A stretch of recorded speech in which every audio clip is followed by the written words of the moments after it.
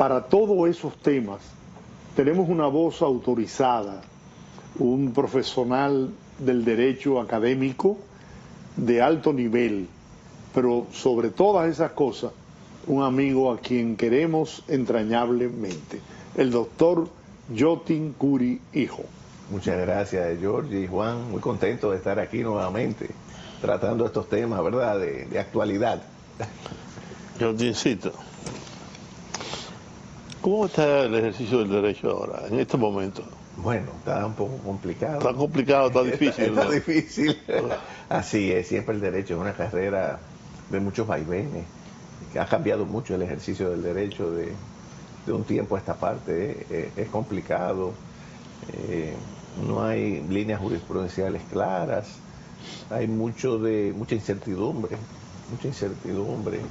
y eso pasa en los países que tienen una institución débil como la nuestra, poca institucionalidad, donde un día te fallan de una manera, un expediente, un poco tiempo después ese mismo expediente te lo fallan de otra manera diferente. Cuando la ley es la misma. Cuando la ley es la misma. Claro. Entonces eso genera mucha incertidumbre. Te han dicho que tú te pareces cada día más a tu padre. Ah, bueno, gracias.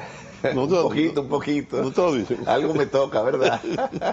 No, pero para Yotin eso es un privilegio, claro, un honor. Claro, Sí, pero es verdad. Gracias, Sí, Me quedo mirando Lo así. digo que era mucho más inteligente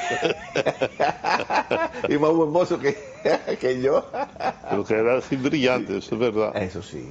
Claro. Así es. Yo todavía reviso sus escritos y realmente me admiro de su inteligencia. Yo los tengo todo desde su juventud hasta ya en su etapa adulta, Yo tuve el privilegio de recibir de él un trato siempre, primero afectuoso, de mucho cariño, así es.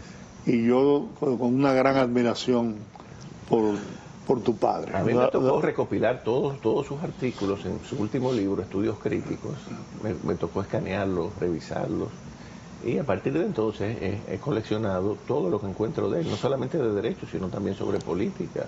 Y la verdad que su estilo, el propio Ramón Alburquerque, nuestro difunto amigo, decía que el doctor Curi debió haber sido escritor porque sabía colocar la palabra exacta en el momento preciso y que realmente siempre lo decía públicamente. Ha conocido pocas personas que escriban con tanta precisión como lo hacía él. Y es así. Saliéndonos. Tú sabes que yo tenía... A mí me demandaron a la justicia, me demandó el Desarrollo Show. Y entonces llamó a Milton Peláez llamó a Yotin. Y yo estaba ahí con Yotin. Y mira que Juan TH. Y acabó. Bueno, es que hay un problema porque el abogado de Juan soy yo. ¿Cómo va a ser que tú eres abogado de Juan? Mira qué bien. Así que vamos a dejar eso así tranquilo. Dejar eso así. A mí siempre me causó interés conocer. Nunca le pregunté al doctor, pero ¿qué motivó al doctor Yotin Curi a aceptar la consultoría jurídica del Poder Ejecutivo durante el gobierno, ya en los finales del gobierno del presidente Balaguer? Sí, ciertamente en toda su vida fue un duro crítico del doctor Balaguer, incluso desde cuando era diputado en el 66. Pero qué tipo más malo este. ¿Qué tipo toda su vida. Más malo este? Pero luego... Yo pensé que te iba a preguntar, ¿qué motivó a Yotin Curi a participar en la Revolución de Abril y jugar el rol que jugó? Bueno, no, jugó un rol determinante porque él fue que dio a conocer el conflicto, lo internacionalizó. Si no, la revolución quizá hubiese sido un acontecimiento meramente local. Él era que enviaba los cables y dio a conocer fuera del país el conflicto. Incluso fue a la conferencia de Río de Janeiro, con Hugo Tolentino, con José Augusto Vega Ibero, que todavía vive.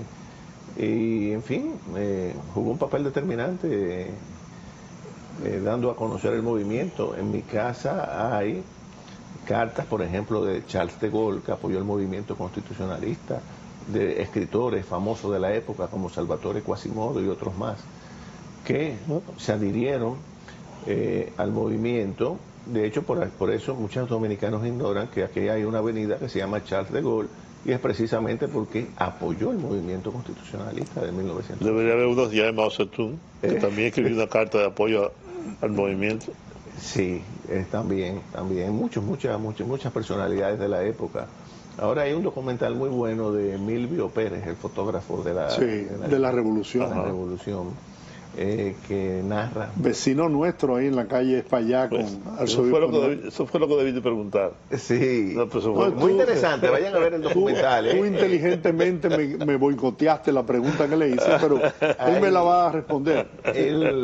Entonces él recrea sobre todo los episodios del Hotel Matún.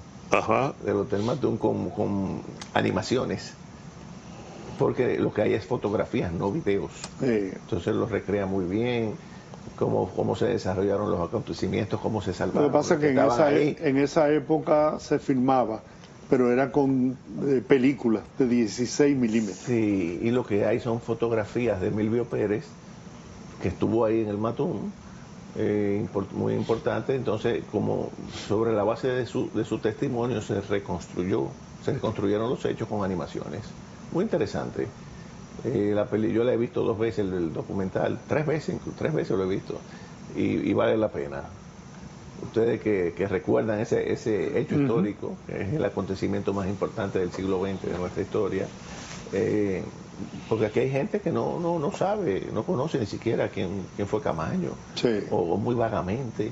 No saben lo que fue. Yo he hablado con jóvenes, no saben lo que fue el edificio Copelo, que fue la sede del gobierno en armas, y no saben nada. Ahora que yo estoy en la comisión para hacer el museo sobre la gesta de abril, estamos tratando de adquirir el Copelo, porque ese es el mejor lugar para hacer un museo en honor a la gesta de abril. Está difícil conseguirlo, ¿no? Es un poco complicado, los propietarios no están colaborando para que eso pase al Estado, y en fin, vamos a ver qué pasa, porque es de unos españoles, pero estamos tratando. Es muy importante que se haga ese museo. Es un símbolo, ese edificio es un símbolo de la revolución. Es un símbolo, ¿no? Es un patrimonio histórico de la República Dominicana. Eso no es un patrimonio privado únicamente de los propietarios. El gobierno tendrá eventualmente que expropiarlo. Porque es importante que se haga ese museo y que se haga ahí para cuando los jóvenes que nacen ahora, cuando mañana circulen por el Conde, sepan que en esa sede un grupo de hombres y mujeres arriesgaron sus vidas para defender la soberanía y la dignidad del pueblo dominicano. Mientras tanto, eso es fundamental. Mientras tanto, los jóvenes podrían ir al Museo de la Resistencia. Mientras tanto, exactamente. ¿No? Para que se ilustren, porque ahí hay muchas cosas importantes e interesantes. Así es. Y las escuelas, los colegios deberían organizar excursiones. Lo hacen. Lo hacen. Sí, se hace. Sí, lo hacen. Yo que estoy en la zona, porque mi oficina está ahí, veo constantemente las guaguas que llevan los jóvenes. Incluso a ver unos documentales que hay en un cine 3D que está ahí en la Isabel la Católica, esquina Padre Villini, donde hay un documental muy interesante. En la Feria del Libro se hizo algo muy interesante. Sí. Ahí hay un documental muy interesante sobre el asalto de Francis Drake en el año 1586, cuando vino y se robó las campanas de la catedral, quemó gran parte de la isla y todo eso es bueno, y está en animaciones, muy bien recreado. Pero dame la respuesta a la pregunta que te hice y que él me boicoteó. ¿Cuál es la...? ¿Por qué? O sea, ¿qué motivó al doctor a aceptar? Bueno, había pasado mucho tiempo, consultoría había tenido un acercamiento a través de muchos amigos, entre ellos nuestro común amigo César Suárez, sí, que fue determinante en ese tema y fue de los que lo convenció, junto con mi madrastra, que ya falleció. Bueno, lo terminaron convenciendo. Él estaba renuente en principio, pero finalmente lo aceptó y luego le renunció 2 años después. Cuando vio que las cosas no caminaban como era debido, renunció y hasta ahí llegó el tema. Conforme. No, pero es que yo conozco la historia, porque yo la viví, ¿entiendes? Sí, entonces, así es. Pero siempre me intrigó, porque mucha gente se pregunta eso. Conozco de ser adversario, las posiciones que él tenía, pero lo que pasa es que el doctor Curie era un hombre de luces extraordinarias. Entonces, yo creo que él aceptó ese sacrificio en aras de servirle a la República Dominicana. Así es. Y luego de renunciar vino el doctor Pedro Romero Confesor, que lo sustituyó en el cargo, y luego fue juez de la Suprema Corte de Justicia, y siempre me decía, cuando me veía, que aún él estando en el cargo, él seguía siendo el consultor jurídico, porque el doctor Balaguer, cuando había un tema delicado, le decía, consulta con Jotin. Le decía Romero Confesor, y así es. Me lo decía él, varias veces me lo dijo. Es así. Esa es la historia. Tenemos que hacer una pausa. Sí. Vamos a la pausa, regresamos con el doctor Jotin Curi.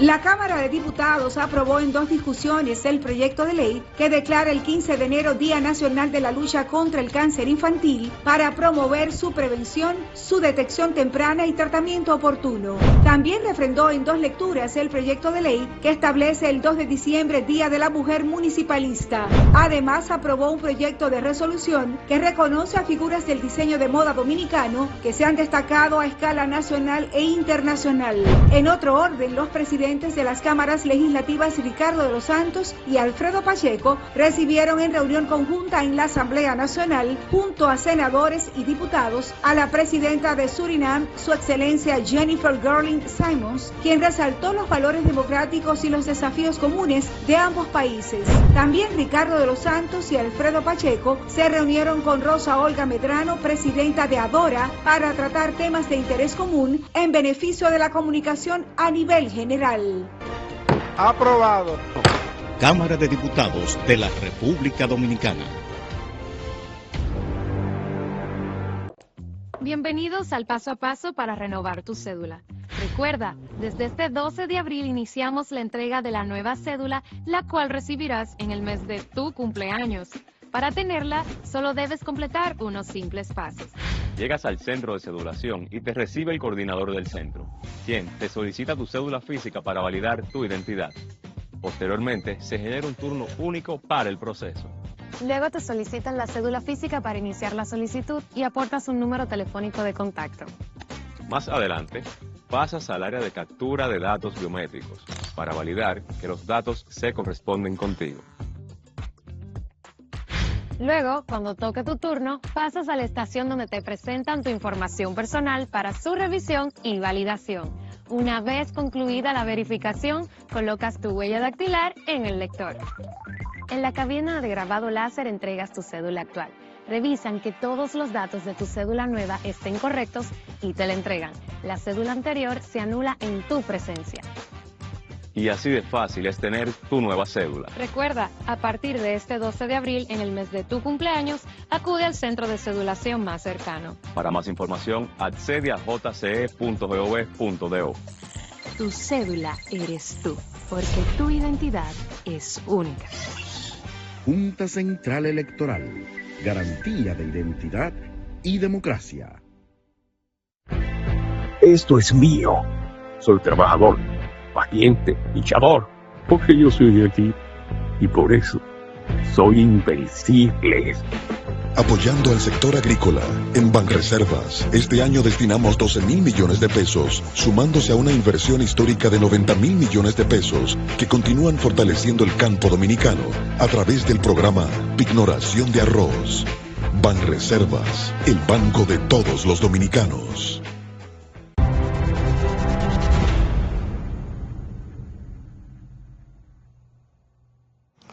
Le comentaba yo a Georgie estos días la resolución de la Junta Central Electoral de prohibir la publicación de encuestas en esta etapa del proceso electoral. ¿Cuál es tu opinión al respecto? Bien, yo he visto la posición de algunas instituciones como Finjos y algunos abogados que han hecho un análisis muy simplista. El análisis que ellos hacen es el siguiente. Según la ley, el artículo 216 de la Ley Orgánica del Régimen Electoral, solamente las encuestas pueden prohibirse 8 días antes de las elecciones. en ese sentido, argumentan, siguiendo la línea de que ellos argumentan, la Junta no podía en este momento prohibir la difusión de encuestas porque se vulnera ese artículo, lo contraponen el reglamento con ese artículo de la ley y dicen que la Junta está legislando y dicen que está violando el artículo 4 de la Constitución y consagra la separación e independencia de los poderes del Estado. Ese es el argumento, muy simplista. Eso era quizás admisible antes de ese tipo de razonamientos, antes de 2010, de que nosotros nos incorporáramos al constitucionalismo moderno. Recuérdense que anteriormente el sistema imperante era el de la legalidad. La ley era la norma suprema, porque era la expresión de la voluntad general del legislador y todo tenía que ceñirse a la ley.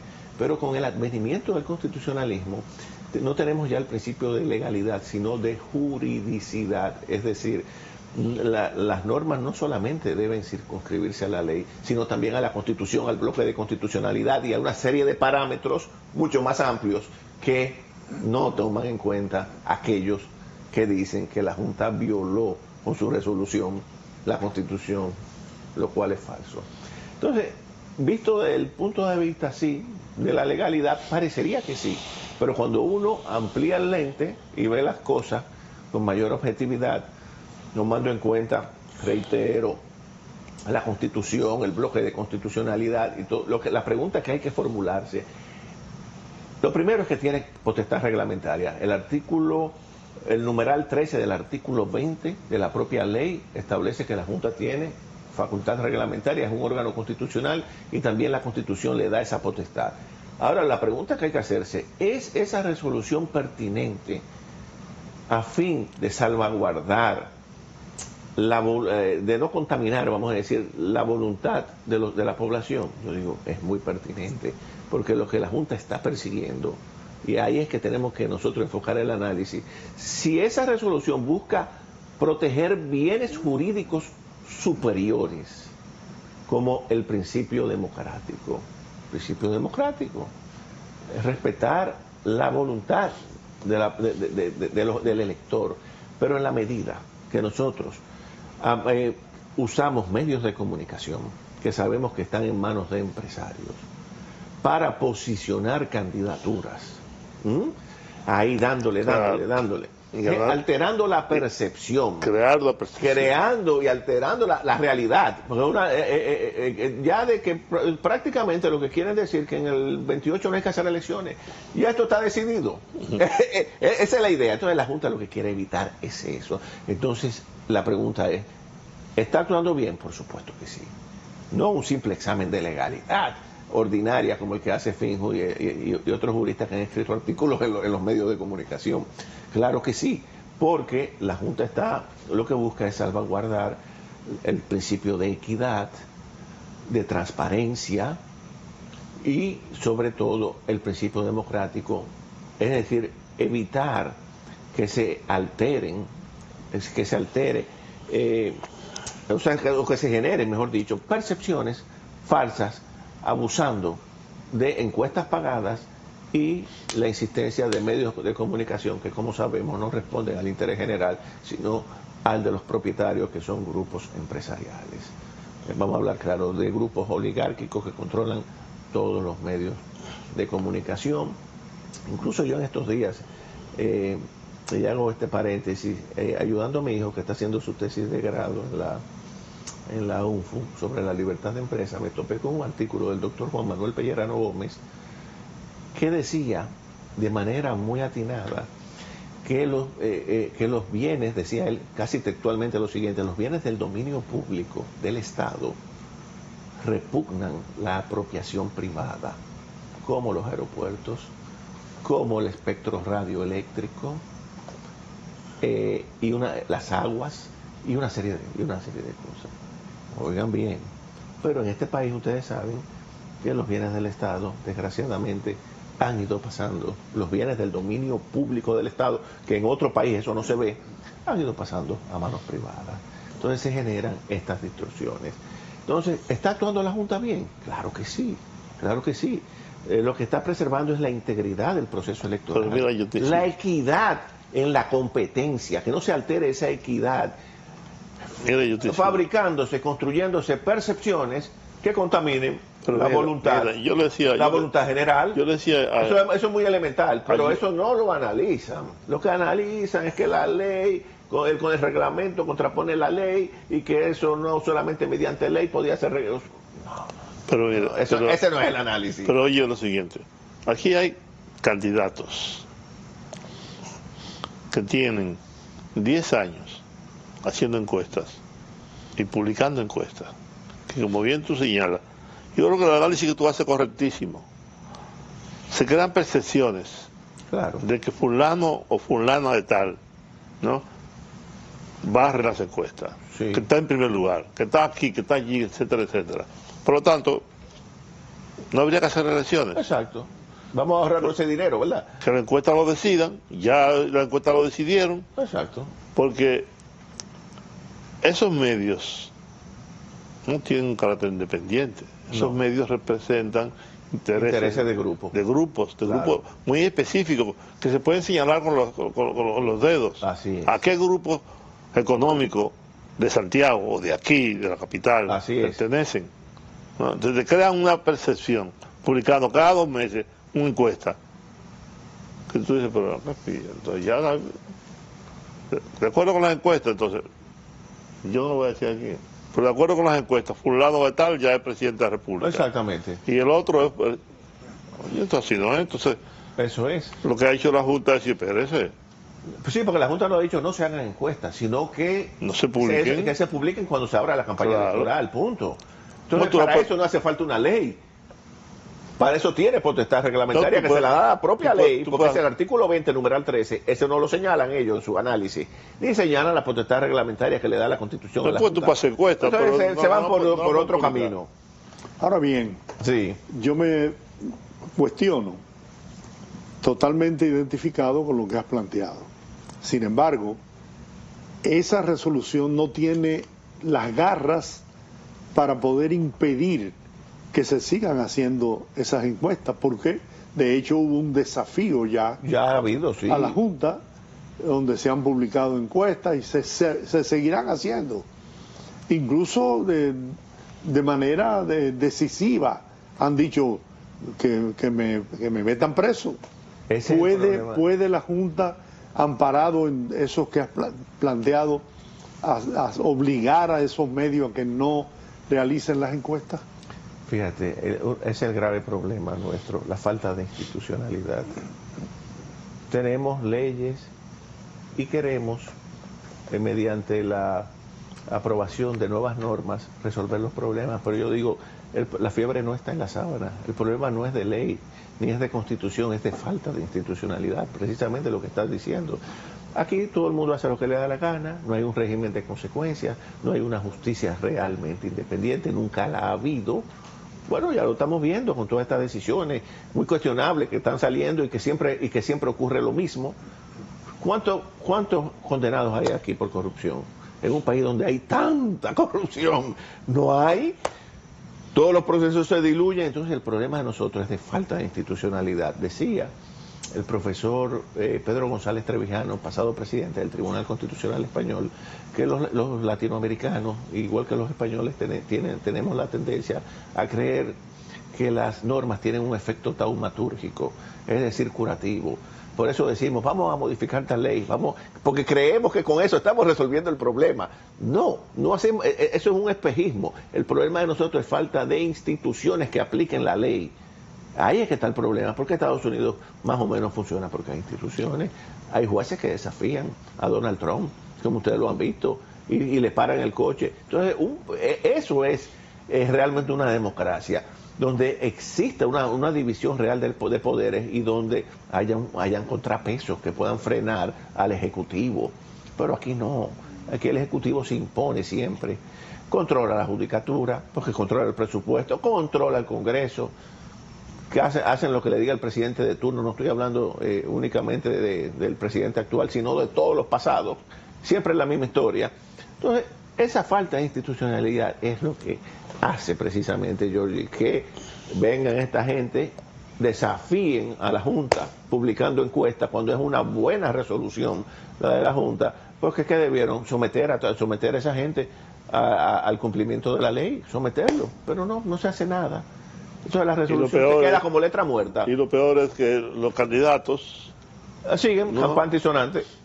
No le importa, al contrario, son partícipes de esa violación o de la resolución de la Junta Central Electoral. Bueno, pero los partidos políticos se manifestaron en favor de la resolución de la Junta. Sí, pero en los hechos los candidatos siguen publicando encuestas, siguen haciendo encuestas. Bueno, siguen haciendo encuestas, exacto. No es que no la hagan, tú la puedes hacer, pero no publicarlas. No publicarlas. No son encuestas de trabajo. Hasta que se abra el periodo electoral. Además es una medida temporal. Temporal. Sí, es temporal. Exacto. Tenemos que hacer otra pausa, regresamos.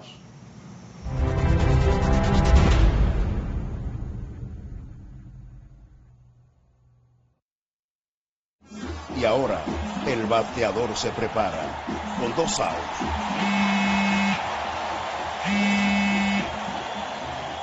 Hola. Hola, me habla el señor González. Ajá. Le llamamos porque usted es un cliente preferencial y queremos ofrecerle nuestra tarjeta Gol, la cual tiene infinitos beneficios, entre ellos descuentos en supermercados, salones de belleza, farmacias y acumula puntos para viajes al extranjero, incluso a la luna. Hay mejores formas de evitar llamadas no deseadas. A través de la aplicación de ProUsuario, ahora puedes solicitar que te excluyan de los listados de marketing de las entidades financieras. Descarga la app en Google Play y App Store. Solo tiene que indicarme dónde le enviamos el plástico de su tarjeta. No me diga. Esto es mío. Soy trabajador, paciente, luchador, porque yo soy de aquí y por eso soy invencible. Apoyando al sector agrícola, en Banreservas, este año destinamos 12.000 millones de pesos, sumándose a una inversión histórica de 90.000 millones de pesos, que continúan fortaleciendo el campo dominicano a través del programa Pignoración de Arroz. Banreservas, el banco de todos los dominicanos. Llega a Quisqueya FM, el sello distintivo de la música dominicana. Nací en el Mediterráneo. Tenían razón. Las favoritas de Juan TH. Un programa para la gente de buen gusto. Entre lío y lío, lía, lía. Poesía y música para el deleite de tu razón y tus sentidos. Las favoritas de Juan TH ahora están en Quisqueya. Espéralo a partir de este domingo 21 de 12 a 4 de la tarde por Quisqueya FM. Las favoritas de Juan TH.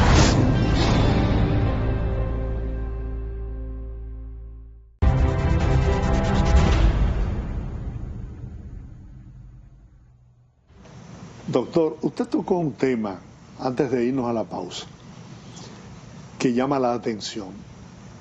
Hay corrupción históricamente en el país. Sistémica. Sistémica, sin embargo, no hay un régimen de consecuencias. ¿Eso es responsabilidad de quién? ¿De los jueces o del Ministerio Público? Es responsabilidad del sistema, Jorge, y de la corrupción. Reitero, una democracia supone separación de poderes, que sean realmente independientes, un poder legislativo, un poder judicial. Si no hay un poder judicial realmente independiente, sino dependiente, que depende del Ejecutivo, entonces la justicia se va a manejar con criterios políticos. Y lo que es peor, ahora hay un fenómeno que antes, recuérdense, cuando era el Senado, el problema era que los jueces eran políticos, lo cual es muy malo, nadie lo discute. Pero ahora es peor, porque ahora son los grupos empresariales que quieren tener empleados de ellos en las altas cortes. Y los tienen. Y los tienen. Suprema, Constitucional, en cortes, en todas partes.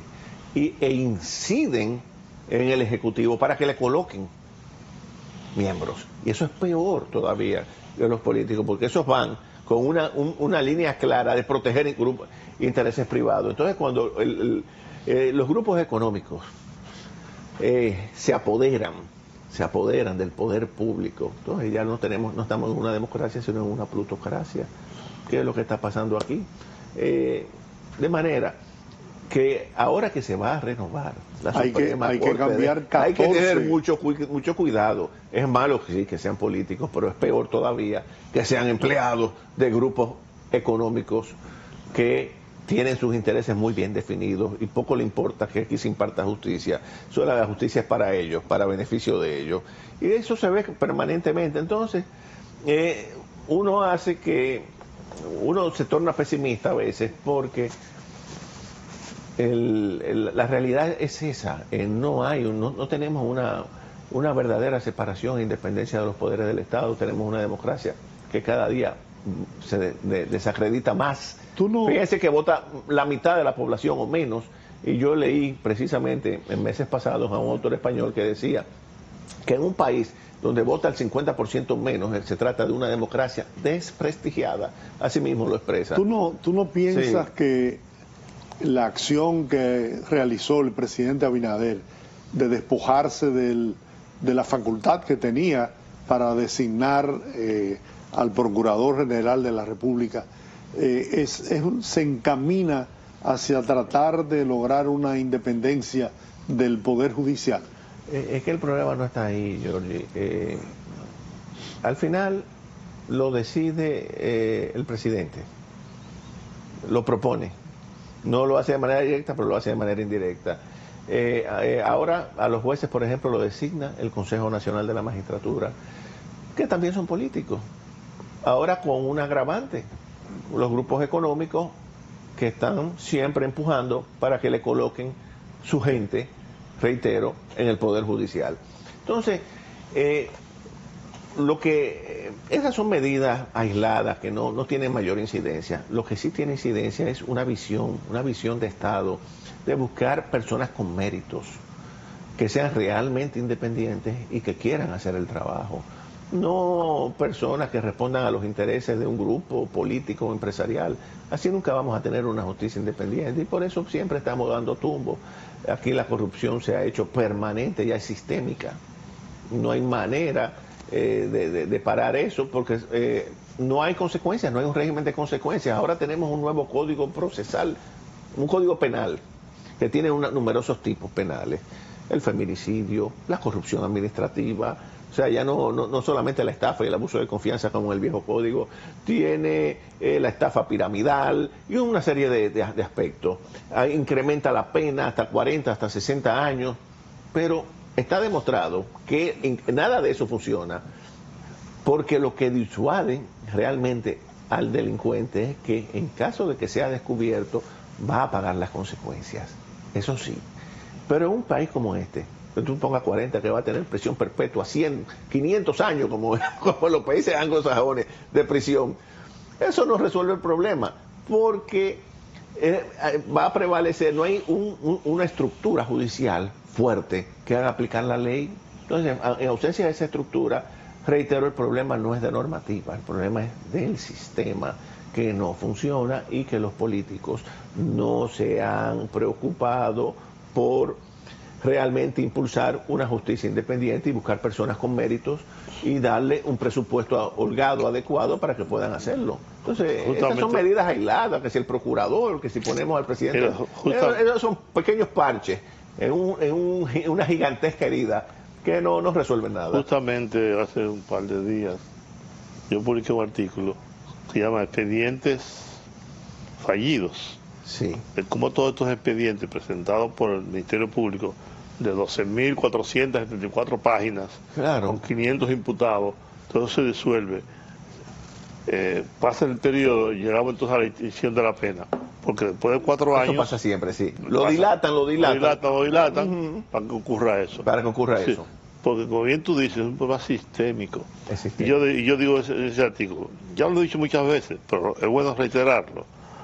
Hasta que aquí no se produzca una verdadera revolución dentro del sistema, vamos a seguir igual. Así es. Vamos a seguir igual. Los grupos empresariales seguirán copando las altas cortes, porque como bien tú señalas, y es un atrevimiento de tu parte, siendo abogado decirlo, pero es la verdad. Sí, es la verdad. ¿No? Aquí hay grupos muy claramente definidos, cuya única preocupación es que sus intereses, empleados y sus empleados, sus allegados, sean quienes ocupen los cargos en la justicia. Entonces, yo digo, el cambio, entre comillas, debió comenzar por el sistema. Exacto. No es poniéndole parche aquí, un parchecito allí, y que el presidente de la República diga, bueno, ya yo no soy. Eso no importa. Oye, eso no importa. El problema es estructural. Y hasta que no derrumbemos todas esas pirámides mafiosas, corruptas, seguiremos. Fíjate, tenemos más de 20.000 presos, pobres todos. Como dice Eduardo Galeano, que valen menos que la bala que los mata. ¿No? Entonces no hay un solo empresario, no hay un solo político preso o cuyo caso haya querido el carácter de la cosa irrevocablemente juzgada. Seguimos en ese círculo, dando vueltas, y dando vueltas, y dando vueltas, y dando vueltas. Y pusimos a Miriam, luego pusimos a Jenny Berenice. Esa no es la solución. Y no ha pasado nada. Claro, ¿no? Es que no es problema de una persona, es el sistema. Eso no da carácter independiente. Eso que decía tú, yo te cito, de que en Estados Unidos, con todo lo malo que hay, todo lo que está pasando allí, por ahí hay un juez que tiene los testículos suficientes para decirle al todopoderoso Donald Trump, así mismo. No señor, eso que usted está haciendo con los inmigrantes no se puede. Exactamente. Usted está violando la ley, punto. Y Donald Trump se enfurece y dice 4 barbaridades, pero no importa. Pero no importa. El juez se impuso. Se impuso. Y no le puede hacer nada a él al juez. Y no le puede destituir ni puede tomar ningún tipo de represalia. Pero en estos paisitos nuestros, donde... ¿Por qué no se ha convocado el Consejo Nacional de la Magistratura? Hay 14 jueces que deben ser evaluados 11 creo o sustituidos. Sí, no sé, parece que ¿cómo? Perdón, no tienen claro como evaluados para que los dejen o sustituirlos. Sí, yo quiero está bien, pero espérate, porque a mí me crea una confusión, porque yo pensé, estaba yo en un error entonces, que usted cumplió 14 años, lo lógico es que al terminar claro, se va para su casa. Es correcto. Y vengan otros aspirantes. Eso es lo lógico, eso es lo lógico. Pero la ley le favorece para ser evaluado. Sí, mira lo que para pasa. Continuar. Entonces, 7 años más, 14 años. 14 años. Sí, porque es por 7 años. Si tienen 14 es porque ya fueron confirmados una vez. Claro. Porque es por 7 años. Claro. En la Suprema Corte. 9 en el Constitucional sin reelección. Fuera, 9. Pero en la Suprema, donde hay un sistema de carrera, debería ser exactamente la misma vara. Claro. 7, como máximo 14, o buscar el término medio entre 7 y 14, 9, igual que en el Constitucional, y fuera. Porque, ¿qué sucede? Son jueces que tienen 14 años, todos se quieren quedar, a pesar de que se llevarían su sueldo completo, que no es malo, un sueldo de 400, chofer, su seguro médico, un sueldo de 450,000 pesos, que no es malo, ¿verdad? Pero todos se quieren quedar. Incluso yo vi 3 de ellos que dieron una rueda de prensa diciendo que el país no iba a permitir un retroceso. O sea, si lo quitan. Y yo digo, pero esto me parece surrealista porque ustedes tienen 14 años. Si lo confirman ahora, durarían 21 años entaponando el sistema, impidiendo que los jueces de corte suban y los jueces de primera instancia vayan a las cortes y los jueces de paz pasen a primera instancia. Entonces no puede ser. Eso sí tiene que arreglarse mediante una ley o una reforma donde se le dé un periodo y punto, igual que en el Tribunal Constitucional, porque en el Constitucional no hay carrera. Pero en el Poder Judicial sí. Entonces, ahí con mayor razón, a fortiori, como decimos los abogados, tienen que tener un límite. Porque 21, luego quieren 7 más, 28. Se pasan la vida ahí y no le dan oportunidad a otros jueces que son igualmente meritorios, que quieren ascender, generando frustración en jueces inferiores. Entonces, ese es un tema, ahí hay una gran distorsión que debe revisarse. De manera que lo ideal, una fórmula inteligente que puede usar el presidente Abinader es la siguiente: dictar una resolución antes de convocar conjuntamente con los miembros del Consejo Nacional de la Magistratura, diciendo que aquellos jueces que tienen 14 años o más no serán evaluados, serán inmediatamente pensionados, jubilados, y que los que tengan 7 podrían eventualmente ser evaluados. Vamos a decir, para que lleguen 14. Eso podría ser. Y así abrir espacio para que otros jueces puedan ingresar a la Suprema Corte de Justicia. Pero no hacer lo que hizo con la evaluación anterior, donde había jueces muy buenos y los motivos que se dieron fueron insuficientes como para retirarlo, y eso fue muy criticado. O sea, el mecanismo que usaron, ellos tenían el Consejo, el pleno derecho a pensionarlo, nadie lo discute, pero los motivos y el método que se usó no fue el más adecuado. Pero mira, esa es una excelente propuesta. Esa es una idea que yo le propongo y que sería buena, que antes de evaluar se dicte una resolución y de golpe y porrazo se van de esos 11 que se van a evaluar, se van 8 o 7. Nada más se evaluarían 4 de la Suprema y todos los jueces que quieran. ¿Y el presidente de la Suprema? Tiene 7 años, podría eventualmente, pero ahí hay un tema. Hubo una huelga de jueces, ha habido mucha resistencia. Hubo un colega, el amigo Olivo, que dijo que lo ideal es para facilitar... ¿Olivo Rodríguez Huerta? Sí, Olivo, que dijo que sí, que lo ideal para evitar esas tensiones es que él decline sus aspiraciones, lo cual es válida esa posición, porque si tu deseo de permanecer como presidente genera ese tipo de tensión, lo más prudente es apartarse voluntariamente de la posición. Claro. Yo creo que sí, que eso, pero él nada más tiene 7 años, o sea que eventualmente podría evaluarse, entiendo yo. Pero yo no me sometería a eso. Yo tampoco. ¿Y cómo yo no lo haría, yo en su lugar no lo haría tampoco. ¿Cómo lo ha hecho él?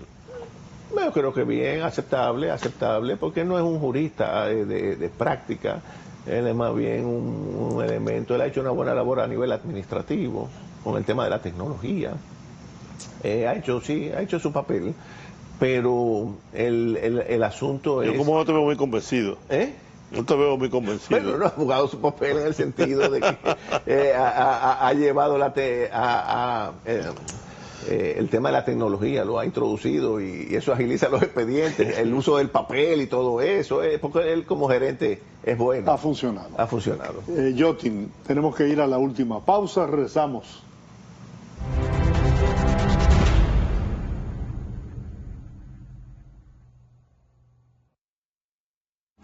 Y ahora, el bateador se prepara con 2 outs.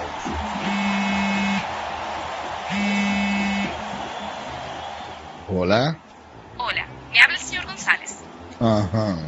Le llamamos porque usted es un cliente preferencial y queremos ofrecerle nuestra tarjeta Gold, la cual tiene infinitos beneficios, entre ellos descuentos en supermercados, salones de belleza, farmacias y acumula puntos para viajes al extranjero, incluso a la luna. Hay mejores formas de evitar llamadas no deseadas. A través de la aplicación de ProUsuario, ahora puedes solicitar que te excluyan de los listados de marketing de las entidades financieras. Descarga la app en Google Play y App Store. Solo tiene que indicarme dónde le enviamos el plástico de su tarjeta. No me diga. Esto es mío. Soy trabajador, paciente, luchador, porque yo soy de aquí y por eso soy invencible. Apoyando al sector agrícola, en Banreservas, este año destinamos 12.000 millones de pesos, sumándose a una inversión histórica de 90.000 millones de pesos que continúan fortaleciendo el campo dominicano a través del programa Pignoración de Arroz. Banreservas, el banco de todos los dominicanos. Tengan buen día. Ay, disculpa. Un nuevo diseño. Buen día, hermano. ¡Hey, buen día! Buen día. Que tenga buen día. Nos va buen día. Y este día... Ay, no. Día difícil, ¿eh? Y buen día. Y está bueno, va buen día.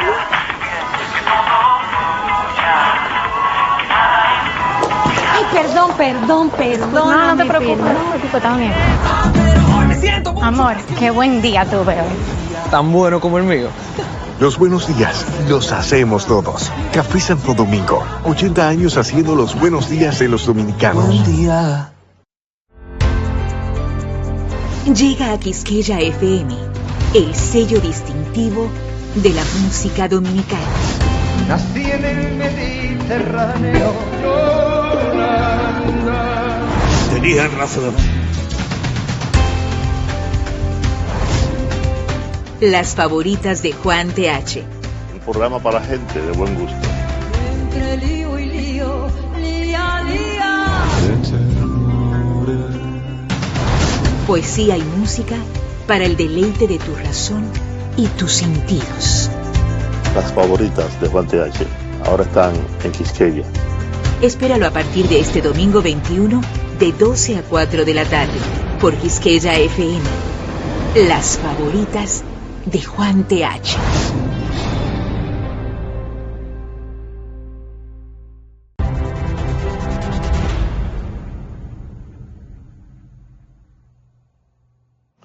Se acerca vertiginosamente la fecha de las elecciones.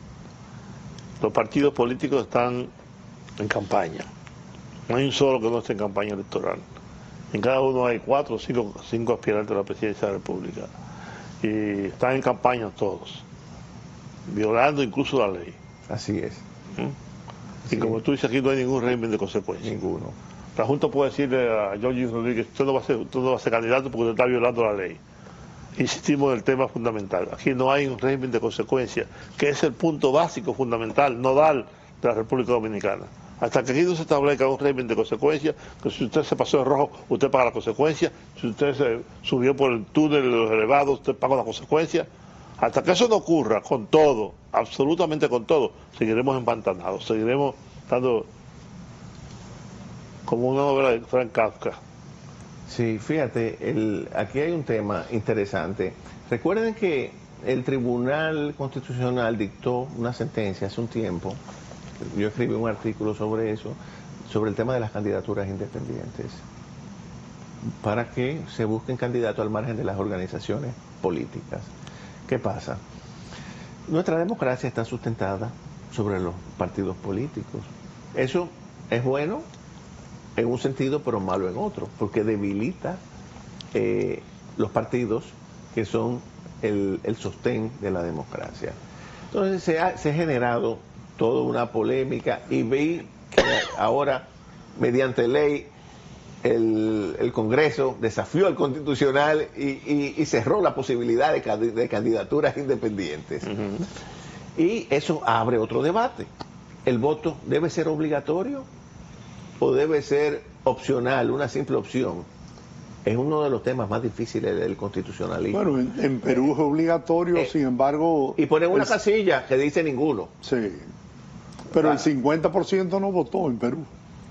Sí, mucho menos, un 18%. O sea, no hay legitimidad de ninguno, sea el que sea el que gane, un 18%. Eso te indica lo mal que va la democracia en todos estos países. Y nosotros andamos por un 50, más o menos, pero va a seguir bajando por el desencanto permanente con el modelo. Entonces, eso plantea el tema del voto obligatorio. Debe ser, en la Constitución nuestra es un derecho y es un deber, tiene una doble dimensión, una doble connotación, un deber fundamental. Ahora bien, ¿podemos nosotros coaccionar o ponerle alguna penalidad a aquellos que no decidan no votar para así tratar de salvar el modelo, el sistema democrático? Porque ese es otro tema que pone en tela de juicio. Yo leí una novela, pero en Brasil, una novela de Saramago. En Brasil, si tú no votas, no tienes derecho. Entonces, a becas estudiantiles, préstamos de Esas Estado, son medidas suaves, etcétera. que son, sí, medidas suaves, mira, que podrían, exacto, se pueden tomar medidas suaves, Sí, como aunque tú no puedas obligar a la gente a votar. Como tú no crees en la democracia, tú no puedes aspirar a una beca para sus hijos, porque Exacto, no crees. se te cierran algunas opciones. Es cierto, eso son medidas más o menos inteligentes para obligar a la gente a votar y así salvar al sistema. Pero yo le decía que leí una novela de Saramago, Ensayo sobre la ceguera, donde en un pueblo todo el mundo fue a votar y votó en blanco. Nadie votó por los candidatos que aspiraban. el 100% de los votos fue blanco y se armó una crisis tremenda. Supongo. Tremenda. ¿Qué hacer ante una situación así? Por eso cuando a mí me hablan de política, en estos días hablando con unos amigos, dice uno, yo sé quién va a ganar las elecciones, la abstención. El candidato que vaya por la abstención va a sacar más de un 50%. Entonces eso les indica a ustedes lo mal que vamos, pero el voto obligatorio, a mi juicio, no va a resolver el problema, porque aunque la gente vote y se les obligue, habrá siempre que poner una casilla que diga ninguno, y ahí se va a reflejar la voluntad popular. De manera que estamos en una encrucijada. Cuando las democracias son a menos que los partidos optadas por grupos económicos, a menos que los partidos, los líderes no entiendan que están afilando cuchillos para su propia garganta en la medida en que no están actuando correctamente para garantizar ¿no? la legitimidad del voto y de lo que aspiran ya al poder. Yo creo que así es. El tema de los candidatos independientes pudo haber contribuido a incrementar la votación, y a eso fue lo que los partidos políticos quizás recelaron, porque podría perjudicar a los partidos. Lo que pasa es que el tribunal no supo motivar la decisión, porque recurrió a unos denominados movimientos cívicos y una serie de categorías jurídicas que no existen ni en la ley ni en la Constitución. O sea, su intención fue buena, pero la manera de hacerlo no fue la más adecuada, y por eso dio lugar a todo este debate. Pero la idea no era mala. Yo escribí un artículo oponiéndome a ese voto, por una razón. Sí. ¿Qué ha pasado aquí con las bancas en el Congreso, con el bajo mundo, con el narcotráfico, que compran la voluntad popular, ¿no? Y luego se imponen? Y tenemos la Cámara de Diputados llena de narcotraficantes, de banqueros, etcétera, etcétera. Entonces, yo me temía, en mi artículo, en mi análisis, a que un día de esto cualquiera amanezcamos con un presidente de la Cámara de Diputados o del Senado o presidente de la República perteneciente al bajo mundo. Porque como yo tengo una candidatura independiente, entonces yo me postulo, tengo el dinero para comprar la voluntad popular, 500 pesos, un picapollo y un poterrón, y lo logro. De hecho, aquí hay gente diciendo que este dedo decidirá que va a ser el próximo presidente de la República. Ese es el problema, y ahí volvemos a lo mismo. Entonces, en una democracia en la que nadie cree, donde es necesario recurrir al uso del dinero, al mercantilismo, para poder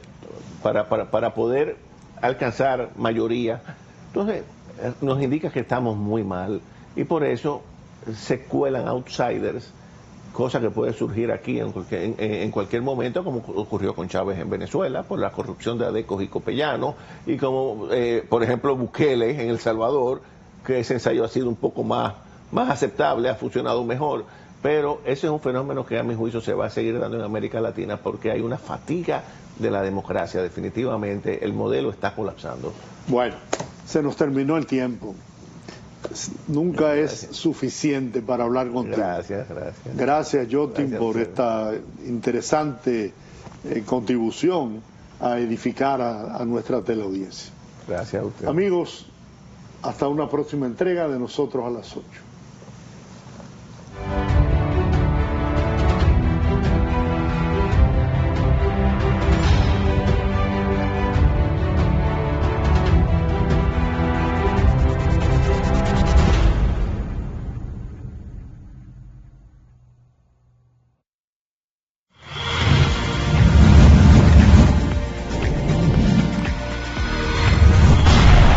Estás viendo Teleradio América, Televisión Mundial.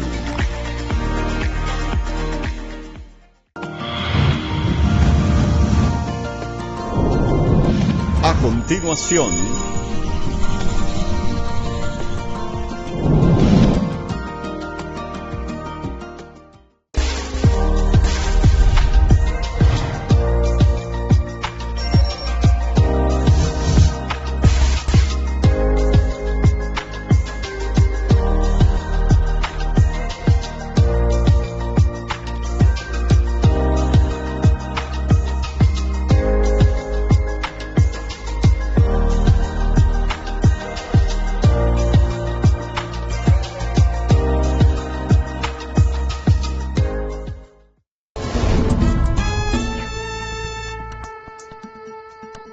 La crisis de los motoristas se ha convertido en una verdadera pandemia nacional.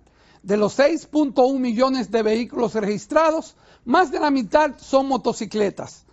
Entre enero y mayo del año en curso, de 897 muertes por accidentes registrados, 414 fueron motoristas, más del 52%.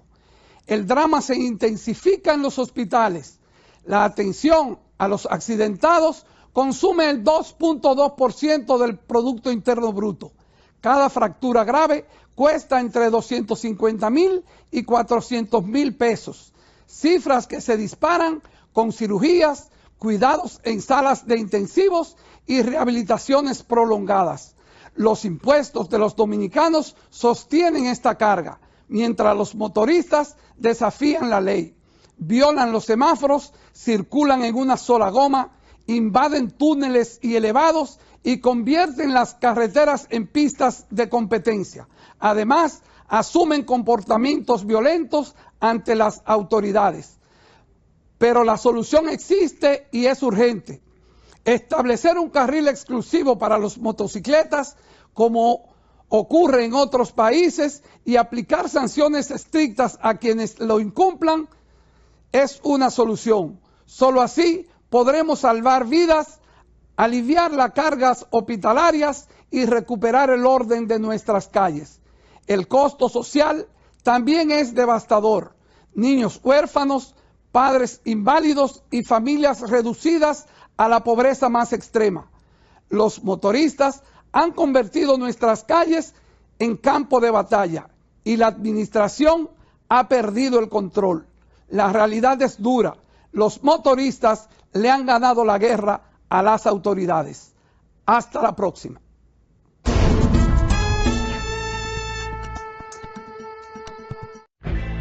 Esto es mío. Soy trabajador, valiente, luchador, porque yo soy de aquí y por eso soy invencible. Apoyando al sector agrícola, en Banreservas, este año destinamos 12,000 millones de pesos, sumándose a una inversión histórica de 90,000 millones de pesos que continúan fortaleciendo el campo dominicano a través del programa Pignoración de Arroz. Banreservas, el banco de todos los dominicanos. El siguiente programa es clasificación A para toda la familia.